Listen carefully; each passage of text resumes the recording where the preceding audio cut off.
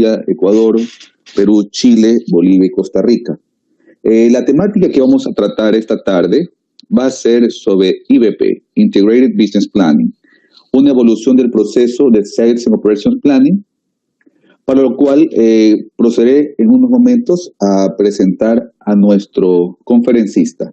Mi nombre es Alex Donoso y estaré como moderador en esta tarde. Les recuerdo que en caso de existir cualquier inquietud, cualquier pregunta, por favor, contamos con una herramienta, sea a través de chat, para poder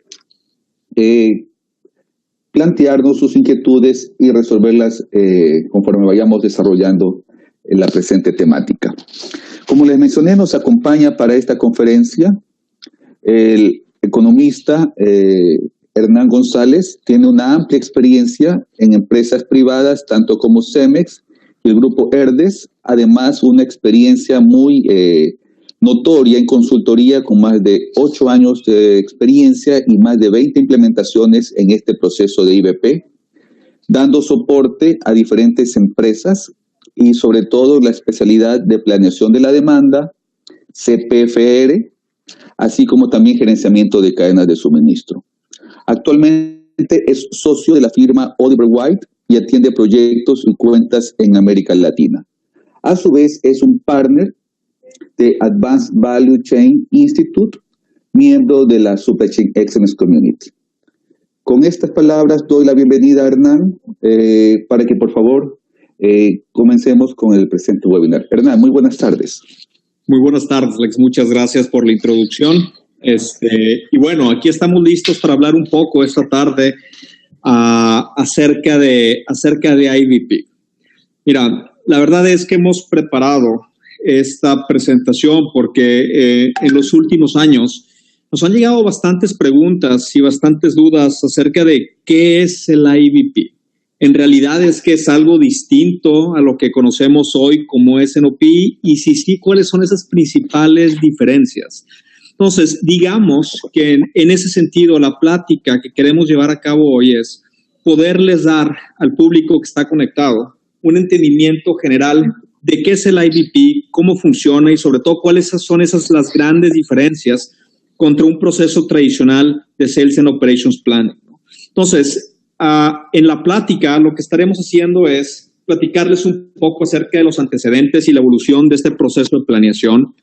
Estaremos hablando también de las principales limitaciones y áreas de oportunidad que nosotros vemos en los procesos de S&OP con todas las empresas que trabajamos allá afuera, de tal manera de que podamos explicar a un alto nivel en qué consiste este modelo de IBP de Oliver White y cuáles son los principales beneficios que una implementación de este tipo de procesos puede tener en las organizaciones y, por supuesto, resolver todas las dudas que tenga el auditorio en este sentido, ¿no? Entonces, por favor, si tienen cualquier tipo de pregunta, háganoslas llegar a través del chat y trataremos de responderla, ya sea de manera inmediata o al final de la sesión. Estamos estimando que esta sesión prácticamente va a durar aproximadamente unos 45 minutos, 1 hora, dependiendo de qué tanta interacción tengamos.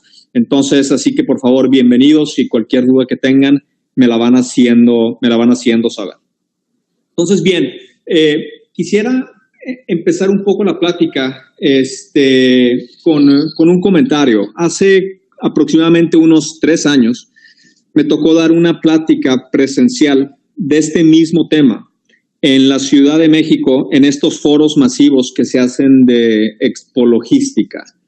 Teníamos un auditorio de aproximadamente unos 500 personas participando en esta sesión que estábamos dando y al iniciar la sesión yo les hacía la siguiente pregunta. Le pedí al auditorio que por favor levantara la mano aquellas personas que estaban familiarizadas con el proceso de IBP.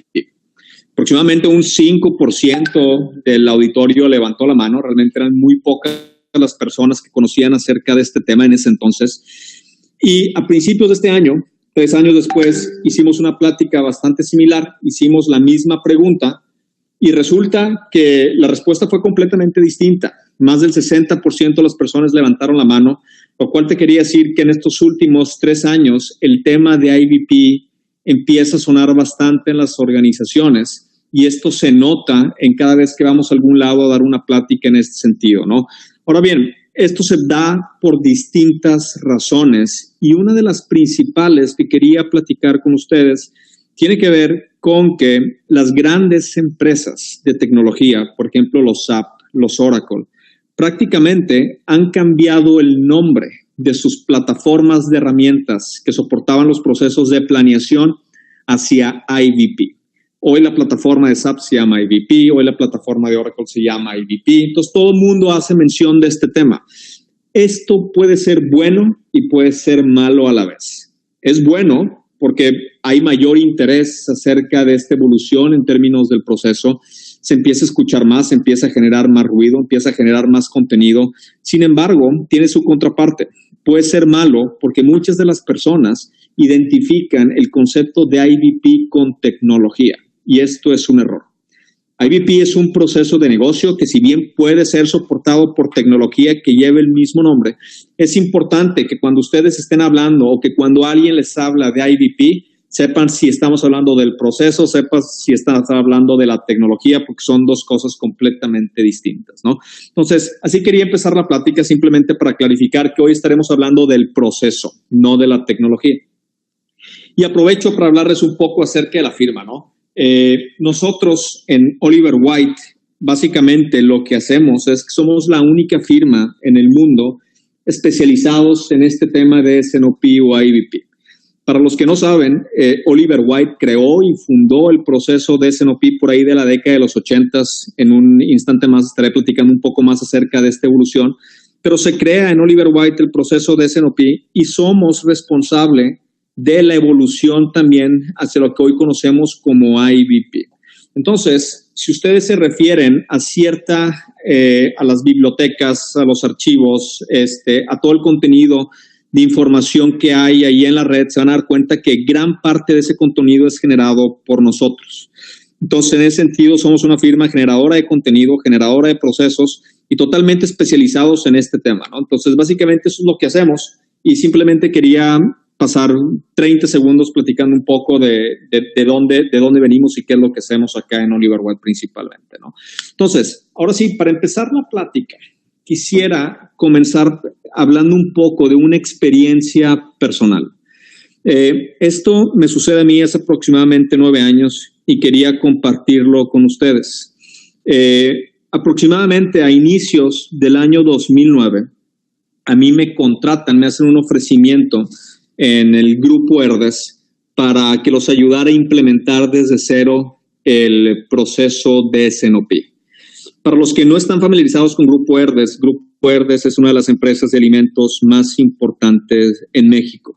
Entonces, básicamente a mí me contratan como cabeza de un área de planeación que no existía para echar a andar el proceso de S&OP y alguno de los procesos de soporte. Para darles una mejor idea del panorama que se vivía en Herdes en ese momento, pues les platico prácticamente que en Herdes, en esas alturas del tiempo, no existían los elementos básicos que uno busca en un proceso de planeación. No había un proceso de forecast estadístico, no había colaboración comercial. Prácticamente las plantas, vivíamos en una situación donde las plantas producían lo que pensábamos que íbamos a vender sin hacer ningún tipo de consenso de ningún sentido. Entonces, imagínense el caos que eso generaba al interior de la compañía. Por un lado, teníamos un exceso de inventario bastante importante. Sin embargo, a la vez teníamos problemas de nivel de servicio bastante fuertes. Los niveles de servicio en Herdes en ese entonces andaban alrededor de los 80% bajos. Y básicamente lo que nos encontramos en una situación donde teníamos producto de más en ubicaciones que no necesitábamos y teníamos producto de menos en donde realmente lo requeríamos. Entonces, imagínense la situación en donde prácticamente todo mundo se volteaba a echarse la culpa al otro del por qué no se daban los resultados del negocio. Entonces, en ese sentido, cuando llega la implementación del proceso de S&OP, pues se vuelve algo bastante bueno. La compañía prácticamente lo que ocurre es que lo toma como la iniciativa para poder resolver la mayoría de las cuestiones operativas a las cuales nos estábamos enfrentando en ese momento. Bueno, ¿qué pasa? Pasa el tiempo y resulta que después de 4 años, el proceso de S&OP había sido capaz de mejorar muchos de los indicadores con los que habíamos comenzado. Estábamos definitivamente mucho más integrados y realmente se veía una evolución bastante buena. Sin embargo, los resultados del negocio a nivel general, no eran los esperados. Habíamos pasado por un par de años donde no dábamos con los números del presupuesto. Realmente el mercado seguía creciendo, nosotros estábamos algo estacionados. Entonces nos hacíamos la pregunta, oye, ¿para qué nos sirve tanto planeación y todo el proceso de S&OP si al final del día no estamos siendo capaces de alcanzar los resultados que el negocio está esperando?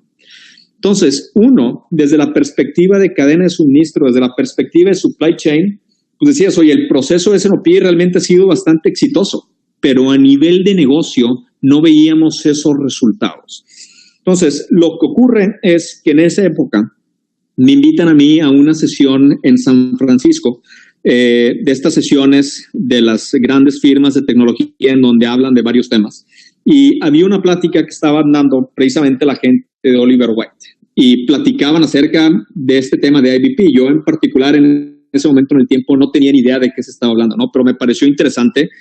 Total, me inscribo y yo entro a esa reunión pensando que en Herdes teníamos uno de los mejores procesos de S&OP. Y realmente lo que ocurre es que salgo de esa sesión prácticamente completamente derrotado. ¿Por qué? Porque me doy cuenta que teníamos muchas áreas de oportunidad que no habíamos podido visualizar y por ende no habíamos podido traducir todo ese aprendizaje en mejoras al proceso que hicieran que los resultados del negocio como tal mejoraran. Esto lo que ocasionó a nosotros como empresa fue que a mi regreso tengo que juntarme con todo el equipo directivo y platicarles, oigan, pues a pesar de que hemos hecho esto durante los últimos 4 años, resulta que existe una mejor forma y una mejor manera de llevarlo a cabo que nos puede garantizar otro tipo de resultados. Entonces, al final del día lo que hicimos en conjunto fue migramos del proceso tradicional de S&OP que teníamos en Herdes hacia un modelo de IBP. Un año después, Herdes se convierte en la primera empresa mexicana en obtener la certificación clase A por parte de Oliver White y realmente lo que empieza a ocurrir es que los resultados del negocio empiezan a cambiar de manera importante, a tal grado de que 2 años después Herdes obtiene el premio al mejor proveedor de Walmart en México y para los que atienden al consumo masivo saben lo complicado que es llegar a hacer eso, ¿no?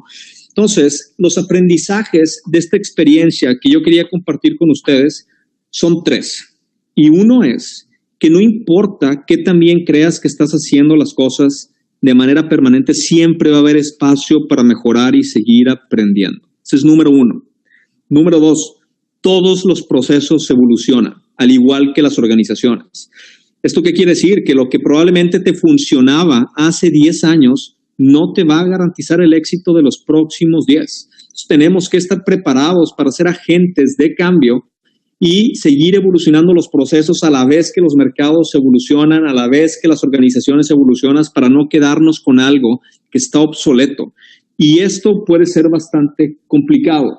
¿Por qué? Porque si tú estás al interior de una empresa y tú fuiste responsable de implementar un proceso de este tipo, pues resulta que tú ves el proceso pues prácticamente como si fuera tu hijo, ¿no? Entonces difícilmente le ves las áreas de oportunidad porque fue algo que tú construiste. La verdad es que lo tienes que ver desde un punto de vista mucho más arriba y mucho más objetivo para poder encontrar esas áreas de oportunidad y poder asegurar que los procesos sigan evolucionando. Y el otro tema, el tercer punto, como parte de este aprendizaje es que la madurez en este tipo de procesos toman su tiempo. Muchas veces las empresas intentan implementar estos procesos de planeación esperando resultados inmediatos y realmente las cosas no ocurren de esa forma. Es parte de un aprendizaje continuo, de una evolución que tiene que ocurrir, ciclos de proceso, ciclos de maduración que normalmente conllevan su tiempo. Entonces digamos que esos son los 3 grandes aprendizajes que yo tuve de esta experiencia que quería compartir con ustedes porque precisamente habla de la importancia de poder madurar este tipo de procesos y llevarlos a otro nivel y con el tipo de cosas que normalmente te puedes llegar a topar. Entonces, bien, en el siguiente slide, lo que hago es, les hablo un poco acerca de cuáles son esos principales síntomas con los cuales nosotros nos topamos allá afuera. Y les aseguro que varios de ustedes se deben de estar riendo ahorita que empiezan a leer todos los síntomas que tenemos aquí, porque esto realmente es bastante común y nos pasa en todas las organizaciones. De repente vemos que tenemos inexactitud y cambios mayores en la demanda proyectada, en donde no somos capaces de obtener resultados de asertividad que sean importantes, que nos ayude ahora sí que a considerar de forma más precisa los datos que estamos obteniendo de nuestro proceso de planeación de la demanda. Otro de los síntomas que normalmente tenemos son demoras en las entregas de producto, en donde no estamos cumpliendo con los fill rates objetivo que nosotros tenemos establecidos en nuestras ofertas de servicio.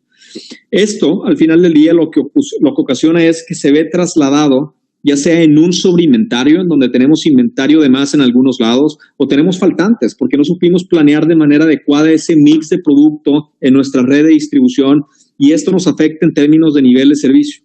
Todo esto lo que acaba ocasionando son ciertas demoras en la introducción, o más bien mayores costos en lo que viene siendo la cadena de suministro, en donde estamos siendo improductivos en nuestro proceso de producción, en donde estamos siendo más costosos a la hora de estar despachando producto en nuestra red de distribución, y todo esto nos afecta básicamente a los resultados del negocio, ¿no?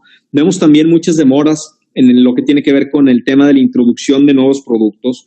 Podemos ser empresas, ya sea de consumo masivo, en donde somos bastante intensivos en términos del desarrollar nuevos portafolios. Podemos ser empresas de moda donde prácticamente estamos cambiando portafolio cada temporada, cada año.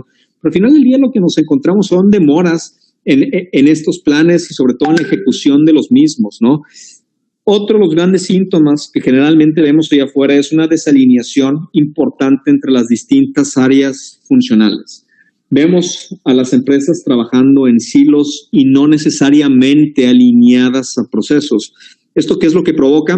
Múltiples números al interior de la organización, donde cada quien tiene su propio plan, cada quien tiene su propia historia y cada quien está alineado de cierta manera a lo que le conviene, con, claro, la mejor intención de hacer las cosas de la manera correcta, ¿no? Pero realmente el tema de la desalineación ocurre bastante y lo vemos muy seguido, ¿no? Todo esto lo que acaba ocasionando es inferioridad en el desempeño financiero. O sea, lo que estamos viendo son sorpresas en esos números financieros a finales del mes, y lo que acaba ocurriendo es que ya no nos damos cuenta del por qué los resultados están como están y no sabemos qué es lo que va a pasar hacia adelante, ¿no? Entonces, hay una falta de visibilidad en ese sentido que normalmente lo vemos, y también se puede llegar a traducir en demoras dentro del proceso de presupuesto. Ahora estoy trabajando con una empresa en donde, nada más para que se den una idea, todavía estábamos en abril el mes pasado y no habían liberado el proceso de presupuesto. Entonces, digamos que todos estos son varios de los síntomas que nosotros vemos allá afuera y que son los que ocasionan que las empresas quieran habilitar o quieran implementar procesos de planeación. Cada empresa con la que hemos trabajado tiene un driver distinto. Hay empresas que dicen, oye, yo quiero mejorar el nivel de servicio y por eso quiero implementar un proceso de planeación. Ese puede ser un driver bastante bueno. Pero hay empresas que simplemente quieren decir, oye, yo quiero un proceso de planeación porque quiero tener visibilidad de qué es lo que va a pasar en términos financieros a final del año, porque hoy no tenemos esa visibilidad. Hay empresas que por el simple hecho de tener un proceso que nos integre como áreas funcionales, que nos evite el trabajar en silos, puede ser suficiente para poderle echarlo a andar. Entonces, cada quien se va a ver reflejado en varios de estos, y estos pueden ser drivers poderosos para poder echar a andar un proceso de este tipo, ¿no? Entonces, básicamente eso es lo que generalmente nosotros nos encontramos y lo que nosotros vemos. Ahora bien, para esto prácticamente se creó el proceso de S&OP en sus inicios, para poder cumplir y poder tachar todos estos síntomas que estábamos viendo en las organizaciones. Entonces, hablando un poco de historia y cómo ha venido evolucionando el proceso de S&OP prácticamente en los últimos 40 años, pues arranca así. Arranca en la década de los 70s con todo el tema de la planificación de la producción y todo el tema del MRP, ¿no? O sea, ¿cómo le hago yo para ser eficiente en la cadena de suministros? Pues sabiendo cuánto es lo que tengo que comprar a mis proveedores, de esa manera voy a optimizar los inventarios. Después lo que te das cuenta es que para tú poder optimizar tus inventarios de materiales, pues lo que tienes que tener es una visibilidad de cuánto vas a vender. Entonces, a principios de la década de los 80 es cuando empiezan a hacer en Estados Unidos todo el tema relacionado al Sales and Operations Planning. ¿Por qué? Porque nos dimos cuenta que para poder tú optimizar tu cadena de suministro era necesario tener un entendimiento de cuánto vamos a vender. Ahora bien, el proceso de S&OP como tal nace prácticamente a principios de los 80s, pero década tras década lo que ha venido ocurriendo es que en Oliver Wythe le hemos metido upgrades tal cual al proceso como tal. Le hemos integrado todo el tema de lo que tiene que ver con la integración financiera, lo que tiene que ver con la integración del portafolio de nuevos productos, lo que tiene que ver con la colaboración de la cadena de suministro prácticamente end-to-end, hasta llegar a un despliegue prácticamente de la estrategia del negocio y llegar a lo que hoy conocemos como IBP. Entonces, realmente lo que ha venido pasando es que ha sido un proceso evolutivo que ya tiene más de 30 años, pero que seguimos evolucionando. ¿Por qué? Porque el mercado cambia, las necesidades de las industrias cambian y era importante aceptar que había ciertas áreas de mejora o ciertas áreas de oportunidad que teníamos que poder cubrir en un proceso mucho más robusto. Ahora bien, lo que estamos viendo hoy es que no importa si estás en México, no importa si estás en Estados Unidos, no importa si estás en Latinoamérica, lo que estamos viendo prácticamente todo el mundo es que las empresas en gran medida se han quedado estancadas en un proceso de S&OP de los 80s. Entonces, lo que ocurre es que tenemos y estamos viendo allá afuera un proceso de S&OP bastante tradicional, bastante, bastante estándar, que no ha logrado dar de manera importante los resultados del negocio.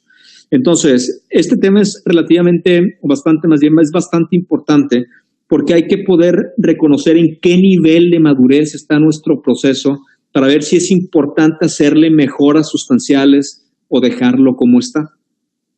Ahora bien, lo que tenemos que reconocer el día de hoy es que la verdad hoy por hoy el proceso de S&OP es el estándar de los procesos de planeación en la mayor parte de las organizaciones sin importar la industria en que tú te encuentres. Ahora bien, lo que hemos detectado nosotros en todos los estudios, en todos los diagnósticos que hemos hecho con distintas empresas es que el proceso de S&OP tiene dos grandes problemas. Número uno, es que el modelo tradicional como tal ha cubierto de manera importante, digamos que los retos operativos que viven las empresas, pero no ha atendido los grandes retos estratégicos que mueven a las organizaciones. Y me explico. Aquí, por ejemplo, en este slide lo que vemos es, del lado izquierdo vemos los retos, típicos retos operativos, y del lado derecho vemos los típicos retos estratégicos. El proceso de S&OP, como hoy lo conocemos, ha sido muy bueno para poder responder las preguntas operativas que tienen que ver como cómo mejoro el nivel de servicio al cliente, cómo puedo cumplir con los objetivos de fill rate, cómo le hacemos para operar con el menor inventario posible, qué tenemos que hacer para adaptarnos a las variabilidades de la demanda y hacer la cadena de suministro mucho más flexible y eficiente, cómo mejoras la visibilidad en toda la cadena de valor. Y esas son respuestas que típicamente tu proceso de S&OP te aseguro que te puede responder. Pero cuando empiezas a ver otro tipo de temas más estratégicos que tienen que ver como cómo le hacemos para incrementar el valor para los accionistas, cómo nos aseguramos de que estamos habilitando las estrategias y las acciones específicas para poder cumplir con los objetivos que nos habíamos definido en nuestro proceso de presupuesto, cómo lo hacemos para traer más mercado con nuevos productos, con nuevos servicios que estén alineados contra la estrategia que tenemos nosotros como compañía. ¿Cómo lo hacemos para tener una sincronización entre las distintas áreas funcionales? Sobre todo, ¿cómo lo hacemos para mejorar el sistema de gestión dentro de la empresa? Esos son temas que típicamente no están incluidos dentro del alcance de un proceso de S&OP. Y si ustedes me preguntan el por qué, normalmente tiene que ver, con que típicamente el área que históricamente ha impulsado los procesos de S&OP en las organizaciones ha sido y es la cadena de suministro. Pues ya se hace a través de logística, ya sea a través de cadena de suministro, ya sea a través de las operaciones, pero normalmente lo que vemos es que cadena de suministro es quien lleva la bandera del proceso de S&OP en las distintas organizaciones. Y esto prácticamente lo que provoca es que los retos operativos que típicamente atienden las necesidades de supply se puedan cumplir.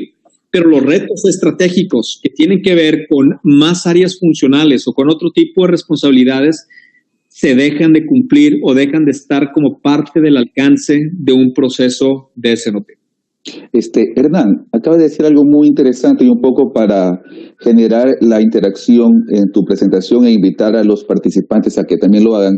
Lo que tú estás tratando de decirnos es que el proceso de SOP, que típicamente se cree que es un proceso de supply chain, realmente no debe ser visto de esa forma. Es correcto. Normalmente tú, si agarras cualquier libro de supply chain logística, vas a ver como parte de los procesos clave el proceso de S&OP. La realidad es que el proceso de S&OP no es un proceso exclusivo de supply chain, es un proceso de empresa en donde supply chain es un participante más. Y creo que esa es una de las principales áreas de oportunidad que nosotros vemos allá afuera.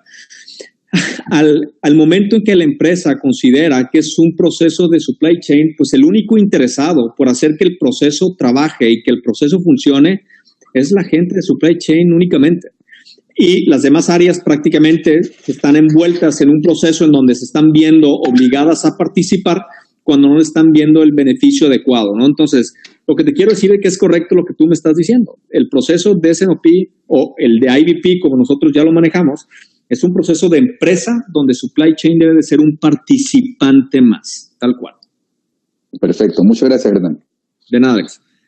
Bien, y el otro de los grandes temas que nosotros hemos visto es, nosotros año con año hacemos estudios donde lanzamos a varias empresas en distintos países ciertas preguntas que nos ayuden a medir los niveles de madurez de sus procesos de planeación.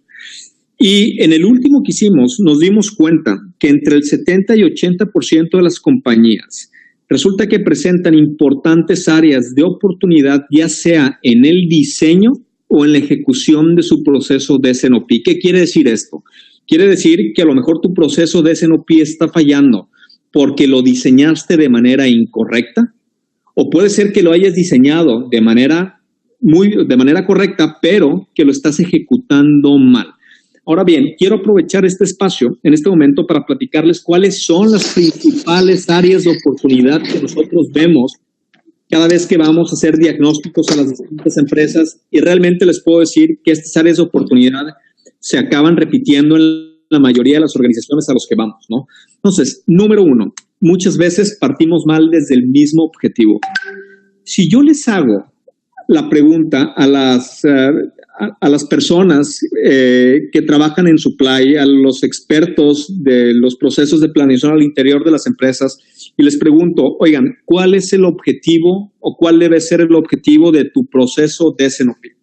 El 90% de las personas me van a contestar que el objetivo debe de ser balancear demanda y suministro. Y aquí estamos en un error. El balanceo de demanda y suministro debe de estar presente, pero debe de ser considerado como un elemento más del proceso de S&OP, nunca como el objetivo central. Y les pongo un ejemplo bastante sencillo. Imagínense que estamos en nuestro proceso de S&OP, corremos nuestro plan de la demanda, corremos nuestro plan de suministro y concluimos que la cadena de abastecimiento puede cumplir con el plan de la demanda que nos viene del área comercial. Al hacer eso, nosotros estaríamos palomeando y diciendo que nuestro proceso de S&OP ya cumplió con su objetivo porque tenemos un plan balanceado. Sin embargo, ¿qué pasaría si en esa proyección a final del año resulta que nuestra proyección nos dice que vamos a estar un 10% por debajo de nuestro objetivo en venta neta y un 15% por debajo de nuestro objetivo en la utilidad de operación? Entonces, la pregunta obvia es, ¿de qué te sirve estar alineado? ¿De qué te sirve estar balanceado si en la proyección los resultados del negocio no se están dando? Entonces, aquí la mayoría de las empresas se atoran porque estamos cometiendo ese error. Creemos que el fin de un proceso de este tipo es balancear demanda y suministro, y la verdad es que no lo es. Es simplemente un componente más que debe de estar presente. El segundo gran tema que nosotros detectamos de manera continua allá afuera en las organizaciones tiene que ver con la falta de participación de áreas clave en un proceso de S&OP. ¿Por qué? Porque, como lo comentaba anteriormente, el resto de las áreas lo ven como un proceso más de supply chain en donde prácticamente se están viendo obligadas a participar. Y normalmente las áreas que no vemos son al área de marketing y al área de desarrollo de innovación de nuevos productos, en donde si bien en las organizaciones existe un proceso Station Gate, resulta que lo que nos topamos con mayor continuidad allá afuera es que este proceso Station Gate no está alineado y no está integrado con el plan de la demanda de un proceso de S&OP. Entonces, normalmente tú te das cuenta que el área de marketing participa poco en un proceso de S&OP, y el otra área que normalmente también falta o que no la vemos participar allá afuera es el área de finanzas.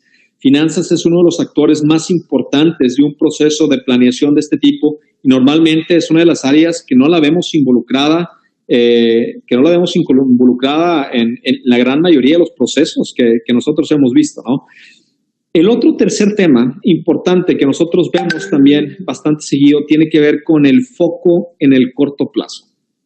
La mayoría de las empresas te van a decir, oye, nosotros tenemos un proceso rolling a 12 meses. Lo que ocurre en la realidad es que el foco del proceso de planeación o está enfocado en el próximo trimestre, si bien te va, pero muchas veces nos damos cuenta que gran parte del contenido en las colaboraciones, del contenido en las reuniones ejecutivas, tiene que ver con lo que va a pasar en el próximo mes inmediato. Esto lo que ha ocasionado es que se vuelva el proceso de S&OP un proceso sumamente operativo, que aunque creemos que lo estamos utilizando para planear, lo seguimos utilizando para reaccionar prácticamente en lo que creemos que va a ocurrir el próximo mes. Entonces, seguimos teniendo un foco muy concentrado en un corto plazo que no nos ayuda en lo absoluto a obtener los beneficios que un verdadero proceso de planeación pretende dar. El cuarto punto tiene que ver con el foco en volumen. Las empresas te pueden decir cuánto vamos a vender y cuánto tenemos que producir para poder cumplir con ese plan, pero te lo van a decir en unidades de medida. Te lo van a decir en metros cúbicos, te lo van a decir en metros cuadrados, te lo van a decir en toneladas, te lo van a decir en cajas, pero son pocas las empresas que logran traducir esa proyección de volumen en unidades en una proyección financiera que típicamente nosotros vemos en venta neta. Esto lo que ocurre es que no hay integración con la planeación financiera. Entonces, esto lo que ocasiona es que por un lado tú tengas en tu organización un proceso de S&OP que planea volumen y por otro lado tengas un proceso de planeación financiera que vea los números financieros soportados por supuestos de volumen que no están alineados en tu proceso de S&OP y esto es bastante común que lo encontramos. El quinto punto tiene que ver con múltiples números. Parte de las razones por las cuales tú quieres tener un proceso de planeación es porque tú quieres tener un proceso único que le sirva a todas las áreas funcionales. Cada quien lo va a usar para distintas razones, eso es normal, pero la idea es que utilicemos el mismo proceso. Y muchas veces lo que vemos es que a pesar de que existan procesos de S&OP allá afuera, al interior de las empresas existen otros números relacionados con otro tipo de planes que al final del día lo que hacemos se vuelve bastante complicado saber a cuál número te tienes que alinear. Y el S&OP sigue siendo un proceso más que te da un número de planeación hacia adelante, pero sin embargo no es el único. Eso es un problema bastante fuerte que seguimos viendo. Y por último, tiene que ver con la falta de participación del top management. Ustedes pónganse por favor en los pies de la dirección general. Si tú eres director general y estás viendo un proceso operativo que se enfoca en el corto plazo, que solamente te habla de volumen, que no ve las proyecciones financieras a final del año, que no es capaz de responderte si tenemos gaps de negocio o no contra presupuestos, que no te dice si estás alineado contra tu estrategia o si tuvieras que hacer algún plan correctivo en este momento, pues esas son razones suficientes para que la dirección general no quiera participar. Normalmente lo que va a ocurrir es que te diga, oye, este es proceso operativo, llévenlo ustedes. Después pásenme un correo con los puntos más importantes, pero muchas veces lo que vemos es que no participa el top management precisamente por todas estas áreas de oportunidad que estamos encontrando. Se vuelve un proceso sumamente operativo y lo que quieres es sacar a tu proceso de ahí. En ese sentido, básicamente, y por consecuencia, lo que hicimos en Oliver Wyde desde hace 15 años tomamos la decisión de evolucionar el proceso de S&OP como fue configurado de manera inicial, precisamente porque nos dimos cuenta que la planeación de las ventas y la planeación de las operaciones no era suficiente. nos estábamos quedando muy cortos. Nos dimos cuenta que lo que necesitaba la industria era poder planear el negocio completo. Entonces, básicamente esa fue la razón del por qué nosotros decidimos evolucionar el proceso de S&OP hacia IBP, para poder tratar de cubrir todas estas áreas de oportunidad que nos encontrábamos, implementación tras implementación, estudio tras estudio, las seguimos viendo presentes, la verdad es que hoy en día. Y lo peor del caso es que hoy te topas empresas que quieren implementar por primera vez un proceso de S&OP con un proceso que viene desde los años 80. Entonces, ahí es cuando tenemos que hacer algo más, ¿no? Entonces, básicamente esa fue la razón del porqué de la evolución. Entonces, en el siguiente slide, básicamente lo que quiero hacer es platicarles cuál es la definición de un proceso de IBP, como nosotros lo conocemos en Oliver Wythe, para poder generar algo de discusión y sobre todo generar algo de contenido para que les pueda servir a ustedes, ¿no? Número 1, IBP como tal debe de ser un proceso formal que es liderado por el equipo directivo, en donde mes tras mes se evalúan y liberan las proyecciones relacionadas a la demanda, a los nuevos productos, a los planes de suministro y a los planes financieros resultantes en un periodo de 24 meses rolling. Y aquí me van a decir, y muchas veces me hacen la pregunta, oye, Hernán, si ni siquiera podemos planear un mes, ¿cómo le vamos a hacer para planear 24 meses? Entonces, digamos que esa es típicamente la pregunta y el comentario que nos encontramos, ¿no? Cuando implementamos este tipo de cosas. Ahora, la realidad es que el tema de los 24 meses no es algo arbitrario por parte de nosotros. Realmente hay varias razones de fondo. La primera razón de fondo del por qué nos tenemos que ir a un horizonte de 24 meses es que normalmente las restricciones más fuertes que tú te topas en una cadena de suministro no son restricciones que tú puedas romper con poco tiempo de horizonte. Cuando estamos hablando a lo mejor de implementar una nueva línea de producción, construir un nuevo horno, abrir una nueva planta completa, son decisiones que conllevan a lead times que pueden ir entre 18 y 24 meses si bien nos va. Y si tu proceso de planeación hoy no tiene el horizonte para poder identificar que en 18 meses vas a tener saturadas 5 de tus 7 líneas de producción, lo que normalmente va a ocurrir es que te vas a topar en una situación en donde ya no alcanza la producción para atender las necesidades del mercado. ¿Y qué crees? Ya es muy tarde, porque tus nuevas líneas se van a tardar 18 meses en llegar y eso va a ocasionar ventas perdidas. Entonces, típicamente vemos 24 meses porque es el periodo estándar en donde estos grandes lead times para romper las restricciones de supply es cuando acaban ocurriendo. Y número 2, lo que queremos asegurarnos es, acuérdense de tener un único plan, un único número. Y en ese sentido, lo que queremos hacer es que el proceso de IBP como tal se convierta en la base de tu proceso presupuestal. Entonces, imagínense a las empresas ya no teniendo que correr un proceso de presupuesto. ¿Por qué? Porque estás planeando todos los meses a 24 meses y lo estás haciendo con todos los componentes financieros debidos y por haber. Y en ese sentido, lo que va a ocurrir es que le vas a quitar una carga importante en términos de planeación al negocio. Simplemente sería cuestión de tomar una foto en el mes de octubre que tú requieras liberar el proceso de presupuesto y listo, ya tienes tu proceso de presupuesto construido porque tú lo estás construyendo prácticamente todos los meses y lo estás visualizando. Entonces, básicamente, esas son las razones por las cuales debemos irnos a horizontes de tiempo mucho más largo. Ahora bien, el horizonte de tiempo de 24 meses no implica que tengamos que saber a nivel de SKU, cliente, cuánto es lo que vamos a vender. Claro que no. IBP habla de una planeación a nivel agregada. Entonces, ya sea que estemos hablando a nivel de familia de productos, de categorías, ahí es donde lo tenemos que acabar gestionando. Una gestión detallada no cabe en un periodo de IBP que pueda haber hacia 24 meses hacia adelante. Es uno de los diferenciales principales también con un proceso de S&OP tradicional.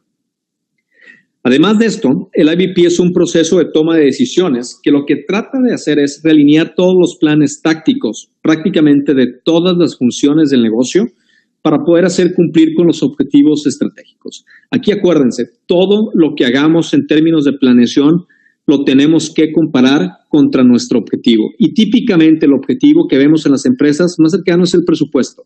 Entonces, si hoy tu proceso de S&OP no es capaz de contestarte si vas a quedar por encima o por debajo de tu presupuesto, tienes un área de oportunidad importantísimo. Entonces, prácticamente lo que estamos buscando es que se puedan generar acciones y que se puedan realinear todos estos planes tácticos para que nos garanticen que podamos cubrir con el escenario de presupuesto que nos habíamos planteado.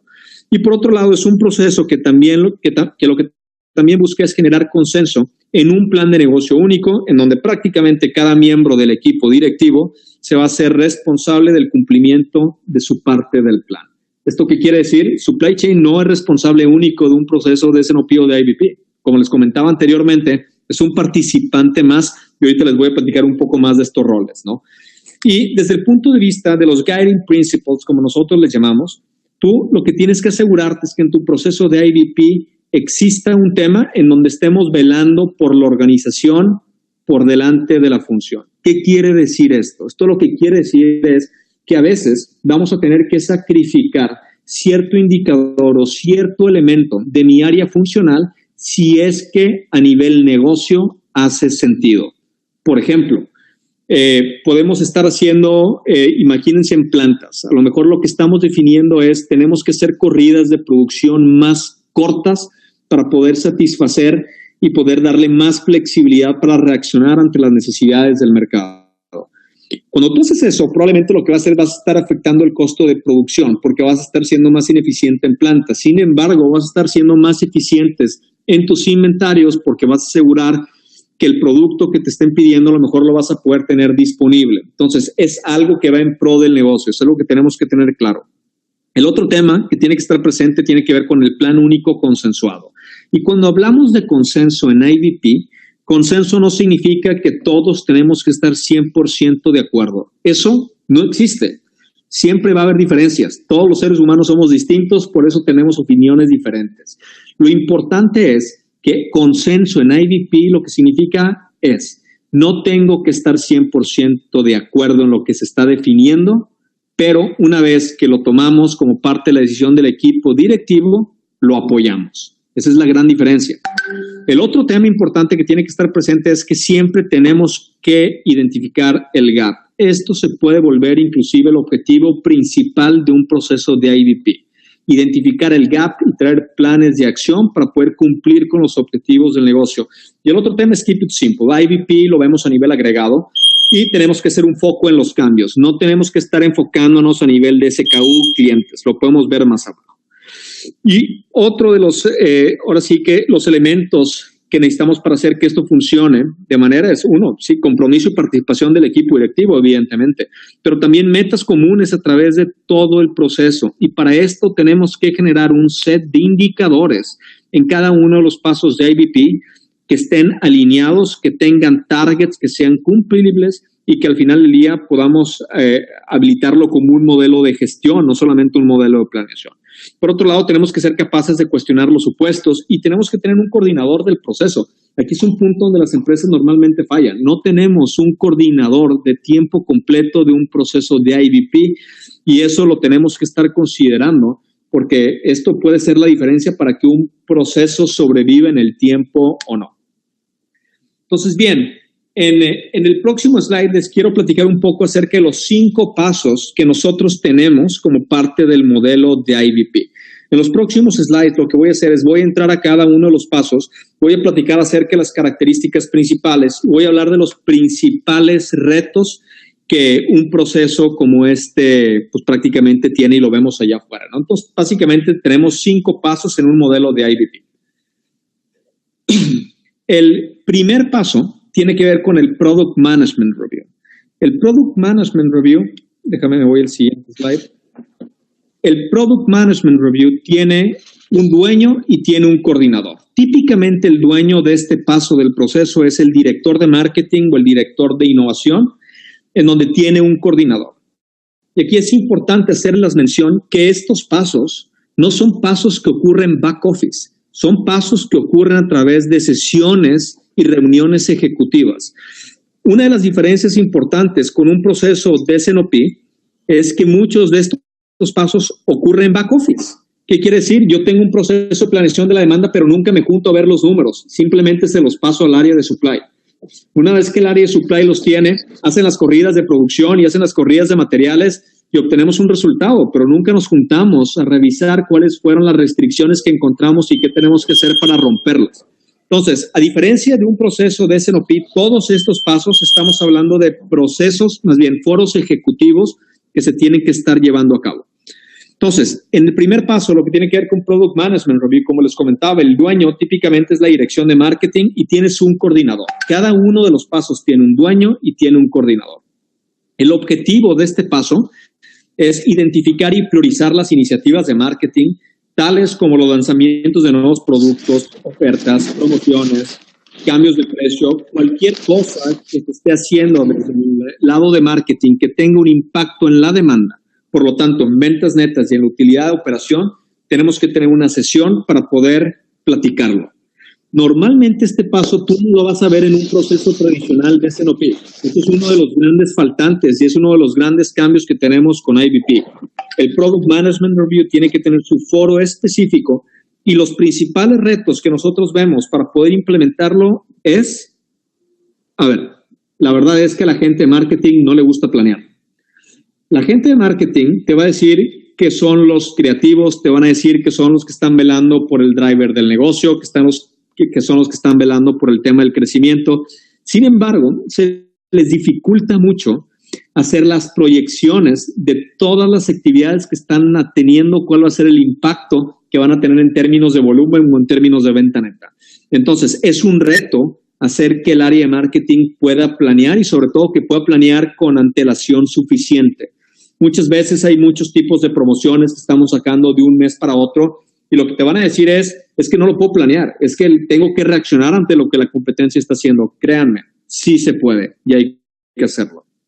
Otro de los grandes retos que tenemos en este foro o en esta sesión tiene que ver con la racionalización del catálogo de productos.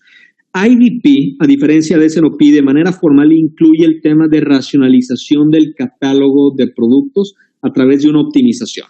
¿Qué quiere decir esto? Que en esta junta de Product Management Review lo que tenemos que hacer es generar un proceso para poder identificar cuáles productos tienen que salir del catálogo porque no están cumpliendo con ciertos objetivos o con ciertos requerimientos mínimos. Y esto se puede volver un reto, porque normalmente las áreas dentro de una compañía que toman la decisión de quitar o mantener un producto sigue siendo el área de marketing. Entonces, tú si eres un gerente de marca, difícilmente vas a tomar la decisión de descatalogar el 60% de tu portafolio porque prácticamente te estarías quedando sin trabajo.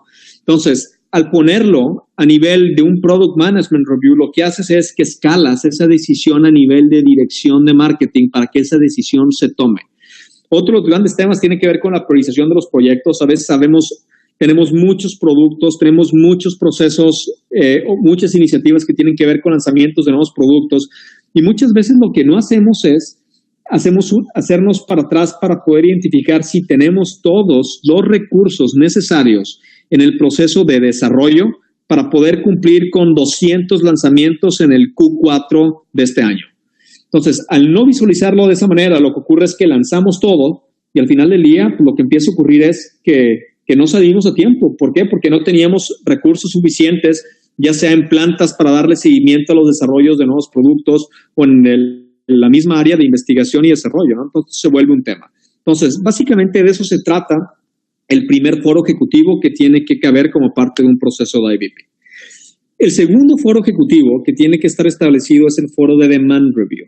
El foro de Demand Review representa la finalización de tu proceso de planeación de la demanda. Hay muchas empresas que tienen proceso de planeación de la demanda, pero no tienen un Demand Review.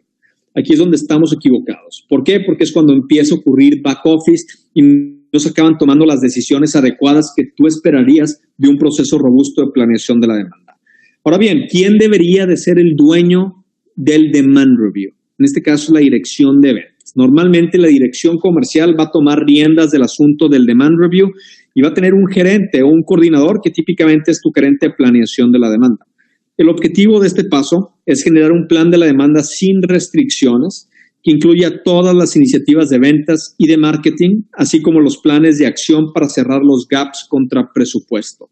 Entonces, prácticamente tomamos como input lo que viene de la sesión anterior relacionado a todas las iniciativas de marketing, lo sumamos con todas las proyecciones de ventas que nosotros estamos haciendo en el campo, en el horizonte de tiempo acordado, que en este caso debe de ir de 18 a 24 meses, para poder identificar si tenemos gaps o no. Y eso es lo que tú esperas responder de un demand review. Ahora, ¿cuáles son los retos más importantes que típicamente vemos? Uno es que el área comercial como tal tome las riendas del plan de la demanda.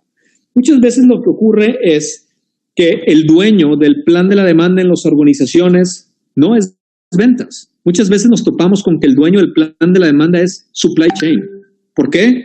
Porque el área de planeación de la demanda está bajo las riendas de supply chain. Y esto es un error. A mí, independientemente de en dónde creo yo o en dónde creemos que debería de estar un área de planeación de la demanda, lo difícil es hacer que el área de ventas se comprometa con el número que estamos obteniendo como parte del proceso, y para eso los tenemos que hacer accountables, los tenemos que hacer dueños de su parte del proceso. El otro gran reto es hacer planes creíbles, y para esto necesitamos tener documentados los supuestos. Cualquiera se puede hacer rico en Excel, cualquiera le puede subir 20% más al volumen. Lo importante es traer la justificación en donde podamos entender cuál es el supuesto que me está haciendo que le tenga que subir 20% a esa proyección. Y esto se vuelve un reto completo en el proceso de planeación de la demanda. Y el otro gran tema es que tiene que haber un sistema de compensación alineado al plan. Muchas de las empresas que tienen procesos de planeación de la demanda, te vas a dar cuenta de que tú tienes tu plan de demanda, pero por otro lado el ejecutivo comercial está saliendo a vender otra cosa. ¿Qué es lo que sale a vender? Su cuota. ¿Y qué creen? La cuota es distinta al plan de la demanda. Ahí tenemos un problema que generalmente nos encontramos, y arreglando cosas tan sencillas, les aseguro que pudieran darle una evolución y un giro completo a su proceso. El tercer paso tiene que ver con el supply review. Este es otro de los típicos pasos que no se siguen y no se llevan de manera formal y ocurren también back office. Aquí básicamente el dueño del paso es el director de supply chain, si es que hubiera, y si no el director de operaciones. Alguien de supply debe tomar la dirección y digamos que las riendas de este paso.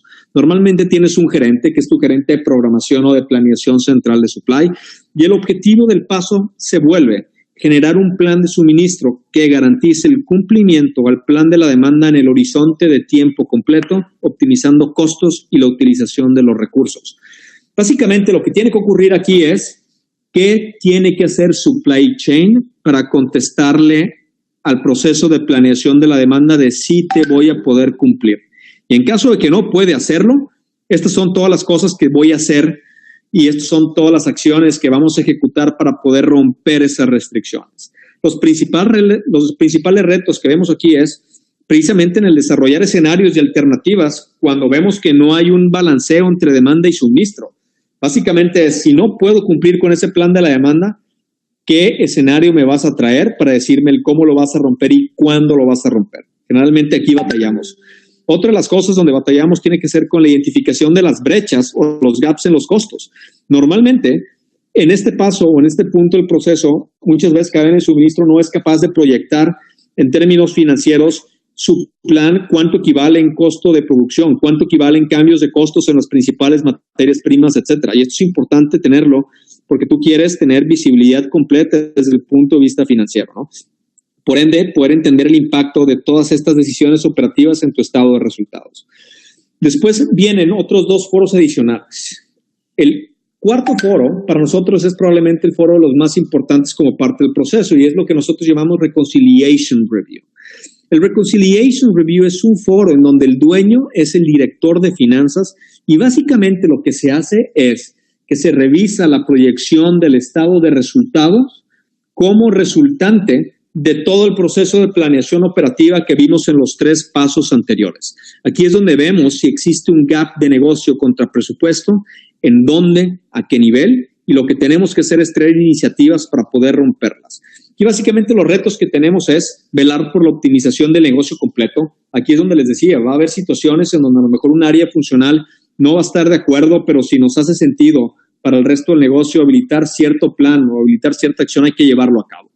Este foro también lo utilizamos para generar consenso y un método y un proceso de escalamiento que sirva para poder liberar y tomar decisiones consensuadas. Lo que estamos tratando de evitar es que existan decisiones unilaterales que ocurran desde el punto de vista de supply, marketing, ventas, que nos acabamos afectando el uno a otro, ¿no? Entonces, si aquí tenemos un tema sensible que queramos platicar, pues lo venimos y lo conversamos aquí en conjunto. Por ejemplo, tenemos una restricción de cadena de suministro en donde no vamos a poder cumplir con toda la demanda. Lo peor que puede pasar es que cadena de suministro decida en piso a quién le vas a surtir y a quién no. Tú lo que quieres hacer es escalarlo aquí para que en conjunto se tome una decisión de a qué clientes vamos a dar prioridad y a quién no. Pero eso lo tenemos que platicar y lo tenemos que consensuar. Ese tipo de cosas son las que tú te quieres traer a este foro. Y por último, tú tienes lo que nosotros llamamos el MBR, el Management Business Review, donde tu dueño es la dirección general. Básicamente aquí lo que estamos haciendo es que el equipo directivo, los dueños de cada uno de los postos anteriores, presenten y se comprometan ante la dirección general el último plan de negocio que tenemos establecidos para los próximos 18 o 24 meses. Lo que se pretende también es obtener directrices por parte de la dirección general para ver si hay cosas que debemos de modificar, cambiar, etcétera, en donde lo que tenemos que hacer es mandarlo al siguiente ciclo. Muchas veces lo que va a ocurrir dentro del proceso es que se van a enfrentar ante la decisión de, oye, tengo que hacer el cambio ahorita mismo en el plan, entonces tengo que modificar todo lo demás. La respuesta es no, porque acuérdate que estás viendo en el largo plazo, estás viendo 18 o 24 meses. Entonces, si estás viendo ese horizonte de tiempo, no hay nada que no pueda esperar un mes más para que no pueda ser modificado, ¿no? Entonces aquí los retos principales que típicamente vemos es, uno, hacer que la dirección general participe, pero sobre todo eliminar el resto de las juntas directivas que se tienen hoy como parte del modelo de gestión de la compañía. Muchas veces lo que ocurre es, si tú llegas a una empresa y le dices, oye, IBP lo que pretende es instalarme 5 sesiones ejecutivas de trabajo, te van a decir, estás loco, porque ya tengo 20. Bueno, la idea es, ¿qué tenemos que hacer para eliminar parte de esas 20 sesiones que hoy tienes? Porque te aseguro que muchos de los temas que estás tocando en estas juntas los deberías de estar tocando acá. Entonces, básicamente eso también se vuelve un reto, pero es básicamente alcanzable. Y sobre todo el asegurarse de que IBP se convierte en la manera de cómo queremos planear y gestionar el negocio. Entonces, si se fijan, cuando tú lo ves desde esta perspectiva, un modelo de IBP es mucho más allá que un proceso tradicional de SNOP donde balanceas demanda y suministro. Prácticamente lo que estás haciendo es planeando el negocio completo, pero estás introduciendo al negocio una nueva forma de cómo gestionarnos de manera integral y de manera mucho más alineada. Eso se vuelve parte de las fortalezas más importantes. Ahora bien, imagínense casos o empresas donde tenemos la complejidad global, en donde a lo mejor tenemos regiones, tenemos la región de Latinoamérica, tenemos Centroamérica, tenemos Caribe, tenemos Sudamérica.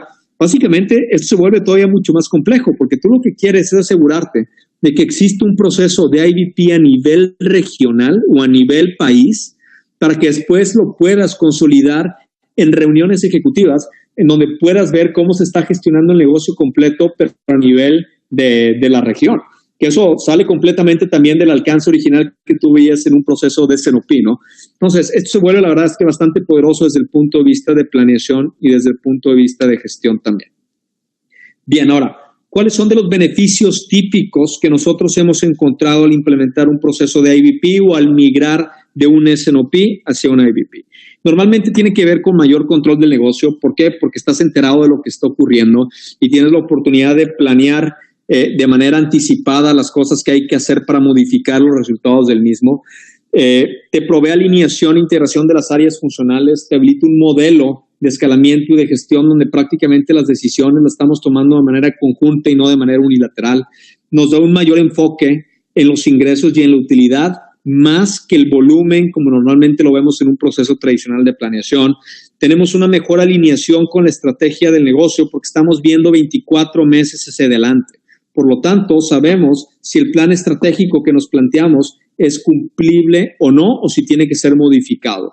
Por otro lado, lo que estaremos viendo también son mejoras en los indicadores operativos y lo más importante es que lo que típicamente vemos es que empresas que tienen el IBP implementado con las mejores prácticas tienen mayor probabilidad de cumplir con los requerimientos del presupuesto, en este caso los objetivos del plan de negocio.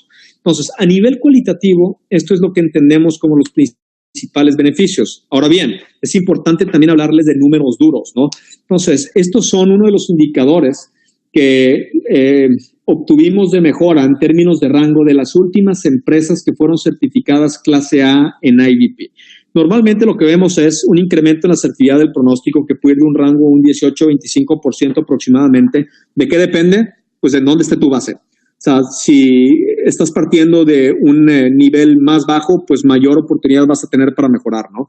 El otro tema, estamos viendo un incremento en los ingresos también, que típicamente va entre un 10 a un 15%, incremento en los niveles de servicio que puede llegar hasta un 50% de incremento, reducción de capital de trabajo, o sea, cómo hacemos más con menos, y por otro lado, incremento en productividades. Entonces, típicamente estos son los beneficios numéricos que nosotros hemos recolectado de las últimas 40 empresas que han sido certificadas clase A en un modelo de IBP. Bien, y otra de las cosas que quería platicarles aquí es que IBP como tal es el vehículo para el cual se puedan estar alcanzando estos resultados. Hernán, una consulta sobre esos indicadores y beneficios que mencionas. Platícame. Si las empresas que se involucran en este proceso, ¿qué tiempo les tomaría alcanzarlo según la experiencia que tú has podido cosechar? Buenísima pregunta. Esto tiene que ver como parte de un modelo de maduración. Como yo les comentaba en un inicio, los resultados no necesariamente se dan de un día a otro. Pero ahorita yo lo que les decía es que estos son los resultados de las empresas que se han certificado clase A. Y normalmente una empresa se certifica clase A después de 13, 14 meses de haber iniciado con el proceso de implementación. Entonces, normalmente, para que tú alcances estos resultados, conlleva un periodo que puede llegar hasta 15 meses aproximadamente. Entonces, definitivamente que no ocurre de un día para otro. Ahora bien, otro de los temas importantes es que acuérdense que no por arte de magia, al momento de implementar o de migrar de S&OP a IBP vas a obtener estos resultados. Realmente, IBP lo que se vuelve es el vehículo que te ayuda a tener a las personas correctas en el lugar adecuado para que tomes las decisiones que van a hacer que estos indicadores mejoren. IBP es el vehículo, pero lo tienes que tener para que lo puedas habilitar y entonces poder conseguir los resultados de los cuales estamos hablando, ¿no? De acuerdo, entonces, gracias. De nada, Alex. Entonces, ¿cuáles son los puntos críticos que nosotros vemos para poder migrar de S&OP a IBP o para poder implementar IBP desde un inicio? Es, uno, diagnosticar la situación actual de tu proceso. Tienes que entender cuáles son tus áreas de oportunidad, en dónde están tus principales gaps y qué es lo que eso está ocasionando hoy a los resultados de tu negocio. Entonces, aquí definitivamente es algo que tienes que hacer. Por otro lado, hay que educar al equipo directivo y a la organización. Les aseguro que existen diferentes perspectivas de qué debería de ser un proceso de IBP, cuáles deberían de ser los conceptos, cómo lo deberíamos de estar estandarizados. La verdad es que hay que educar al equipo directivo. ¿Por qué? Porque ellos son los que van a estar tomando riendas del asunto y van a estar tomando las decisiones. Si un equipo no está capacitado, no podemos esperar que podamos implementar un proceso de manera robusta. Por otro lado, tenemos que designar los recursos adecuados en la iniciativa.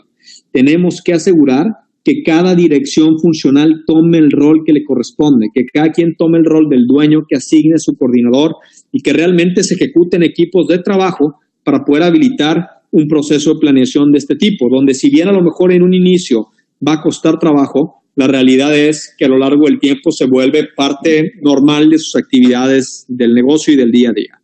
Por otro lado, hay que diseñar de manera adecuada el proceso y los pasos de IBP a través de talleres. No todos los pasos son aplicables para todas las empresas o para todas las industrias. Entonces, aquí tenemos que tener algo de sensibilidad para ver qué aplica y qué no a tu negocio, y para eso hay que habilitar un diseño, ahora sí que específico para tus necesidades. Por otro lado, hay que establecer indicadores del proceso y distintos niveles de responsabilidad. Tenemos que definir qué es lo que vamos a estar midiendo, en qué foro, cuáles van a ser los targets y quiénes son los responsables de hacer que esos indicadores ocurran. Y el otro tema es, hay que echar a andar el proceso. O sea, si tú ya estás viendo que tienes oportunidades en tu proceso de S&OP actual, agarra parte de esta presentación, agarra los elementos más importantes y trata de echarlo a andar. Lo importante es que corras esta iniciativa al interior de tu organización y ya la podrás ir mejorando con el tiempo. Vas a ir evolucionando. Recuerda que este proceso, como cualquier otro, es evolutivo. Hoy te aplica, a lo mejor mañana ya no. Y el día en que ya no te aplique, tienes que ser capaz de identificar cuáles son esas cosas que le tienes que cambiar o modificar a tu proceso para seguirlo siendo efectivo. Entonces, básicamente, son los puntos críticos que nosotros nos topamos y que les recomendamos al momento de que quieran migrar de un modelo a otro. Y básicamente, con eso hemos terminado la charla del día de hoy. Quisiera aprovechar para ver si alguien del público tiene alguna pregunta que pudiésemos platicar para ver si la podemos responder. Afirmativo. Hernán, te voy a compartir las preguntas que nos están escribiendo. Platícame. La primera pregunta que nos hacen es: ¿dónde debería estar el área de planeación? Bien, si se refiere al área de planeación de la demanda, la opinión que nosotros tenemos en Oliver White es que planeación de la demanda debe estar bajo la responsabilidad del área comercial. ¿Esto qué quiere decir? Zapatero a sus zapatos. Si tú fueses área de supply chain, ¿te gustaría que el área comercial estuviera planeando cuánto es lo que estarías produciendo y cuánto tuvieses que pedir de materiales? Probablemente no. Del otro lado ocurre exactamente lo mismo. Tú le tienes que dar el accountability al área comercial para que sea responsable de su plan de la demanda y medirlo en consecuencia. Por ende, pagarle en consecuencia. De esa manera nos empezamos a alinear. Entonces, un área de planeación de la demanda nosotros consideramos que debe estar en el área comercial. Ahora, esto lo tienes que hacer paso a paso y lo tienes que hacer con los drivers y con los indicadores adecuados para que no represente un riesgo en tu organización. Pero acciones como esta pueden ocasionar por sí solas incrementos en los números de asertividad por sí sola, ¿no? Y la otra puede ser relacionada a la coordinación del proceso completo. Normalmente, como les decía, tiene que haber un coordinador y esta coordinación nosotros vemos que funciona mejor si reporta directo, ya sea a la dirección general o si reporta a la dirección de finanzas. Alguien que tenga un rol más corporativo y mucho más financiero va a poder hacer mejor uso del proceso y se va a asegurar a que no tenga una vista de supply únicamente y a que no tenga una vista de ventas únicamente. Entonces, planeación de la demanda consideramos que debe estar en el área comercial. La coordinación del proceso debe estar o con la dirección general o con la dirección de finanzas. Perfecto, gracias, Hernán. Aquí hay otra pregunta que nos sugieren. Por favor, un ejemplo de cómo se da la reducción del capital de trabajo al implementar un proceso IBP. Claro. El capital de trabajo son los indicadores que normalmente mejoran al momento de estar implementando IBP. Y normalmente lo que ocurre es que cuando tú tienes una política de inventario, mejor práctica lo que indica es que esa política de inventario debe estar alineada a ciertas variables clave. Las variables clave normalmente dentro de las políticas de inventario tienen que ver con nivel de servicio objetivo que quieres dar, tus lead times dentro de tu cadena de suministro, tu variabilidad de la demanda, pero sobre todo de tu demanda. ¿Cuánto esperas vender? Entonces, en la medida en que tú implementes un proceso de IBP con buenos niveles de asertividad, con todas estas prácticas que les estoy mencionando, normalmente lo que va a ocurrir es que tu inventario va a ser más adecuado para poder cubrir con esas necesidades del negocio. Entonces, no necesariamente se trata de tener menos inventario, sino tener el óptimo del inventario, ni más ni menos, sino lo que debes de tener para poder cubrir con las necesidades que tu mercado te está pidiendo. Pero la respuesta simplemente tiene que al momento de tú ser más asertivo en tus proyecciones, pues normalmente lo que va a ocurrir es que tus inventarios no se van a quedar sobrando ni te vas a quedar faltando. Perfecto. Tenemos otras preguntas aquí, la verdad tenemos algunas preguntas. Para una empresa comercializadora que no necesariamente fabrica el producto que vende, ¿se tiene una variable en cuanto al horizonte a alcanzar? ¿O alguna variante en el proceso de SOP o el proceso de IBP? Ya. Normalmente cuando tú no tienes una planta productiva y ya sea que compres todo tu producto, lo maquiles, lo importes, el efecto principal que tiene es que tú puedas ser capaz de conocer cuáles son las restricciones de esos proveedores para que lo puedas traer a la mesa de tu proceso de IBP. ¿Qué quiere decir? Tú tienes un plan de la demanda, lo cual en vez de detonarte un plan de producción, lo que va a hacer es te va a detonar un plan de compra de producto. Entonces, cuando tú detonas ese plan de compra, lo que te quieres asegurar es que tu proveedor tenga la visibilidad suficiente de ese plan de la demanda para que te pueda decir a ti, oye, ¿sabes qué? En 7 meses voy a tener una restricción y puede que no te garantice el surtido del producto. Si eso te lo dice con suficiente antelación, te aseguro que tú vas a poder tomar ciertas acciones correctivas desde el punto de vista comercial para ver si no beneficias a una nueva línea de productos, etcétera, etcétera. Pero lo importante es que cuando tú tienes ese caso, seas capaz de llevarle esa información de tu plan de la demanda a tu proveedor, pero que seas capaz también de obtener cuáles son sus restricciones y que lo obligues a darte un plan de acción para ver qué va a hacer para romperlas. Perfecto, gracias Hernán. Otra pregunta te comparto. Si que se desea arrancar un proyecto de implementación de IBP, ¿qué requisitos se tendrían que considerar? Mira, normalmente para tú poder implementar un proceso de IBP, requieres que en la organización exista un proceso de soporte bien desarrollado. Y ese proceso de soporte se llama planeación de la demanda. Si tú no tienes un proceso de planeación de la demanda en tu organización, ¿de qué vas a hablar en IBP? No vas a poder hablar de nada. Esa es tu base. Entonces, normalmente lo que buscamos es que previo a la implementación de IBP, tu proceso de planeación de la demanda esté con el mínimo del nivel de madurez requerido para que puedas implementar IBP. Normalmente esa se vuelve la restricción más importante desde el punto de vista de proceso. De acuerdo. A ver, aquí van preguntas adicionales. Primero, ¿a qué área debe pertenecer el coordinador de IBP? Ahorita lo mencionaba, el coordinador de IBP normalmente recomendamos que reporte o a la dirección general o a la dirección de finanzas. Y esto lo quieres hacer porque acuérdense que IBP, a diferencia de S&OP, no es un proceso de supply, es un proceso de empresa. Y es un proceso de empresa con un foco mucho más financiero. Entonces, funciona mucho mejor si tú tienes una entidad fuera de la operación parcial que sea el coordinador del proceso completo. Funciona bastante bien si está bajo la dirección general o bajo la dirección de finanzas. Ya. Otra pregunta que nos hacen es si las 5 etapas del IBP reemplazan al 100% en las etapas del SOP. Es correcto. El IBP como tal lo que hace es reemplazar completo al proceso de S&OP tradicional. Lo que sí tratamos de hacer es, mira, la mayoría de los procesos o de las implementaciones que hacemos tienen que ver precisamente con la evolución. Normalmente las empresas ya tienen algo de S&OP y lo que quieren es mejorarlo, entonces hay que evolucionarlo.